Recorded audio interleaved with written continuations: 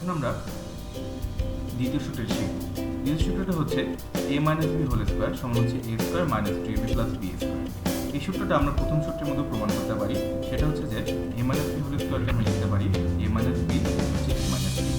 এখন প্রথম ব্র্যাকেটের মধ্যে যে a আছে সেই এটাকে আমরা পরের a মাইনাস b সাথে গুণ করি, আবার মাইনাস কে গুণ করি হচ্ছে পরের a মাইনাস b সাথে। তাহলে গুণ করার ফলে আমরা যেটা পাবো সেটা হচ্ছে a square minus ab minus ba plus হচ্ছে b স্কোয়ার। তো ba এবং ab একই কথা, তাহলে আমরা যদি সাজিয়ে লিখি তাহলে সেটা হবে দেখতে এরকম a square minus ab minus ab plus হচ্ছে b স্কোয়ার। তাহলে মাইনাস ab এবং মাইনাস ab মিলে হয় হচ্ছে মাইনাস 2ab। তাহলে আমাদের যে সূত্রটা পাই আমরা সেটা হচ্ছে a square minus 2ab plus b square. তার মানে a স্কোয়ার মাইনাস হচ্ছে b স্কোয়ার ইকুয়াল হচ্ছে a square minus 2ab plus হচ্ছে b স্কোয়ার।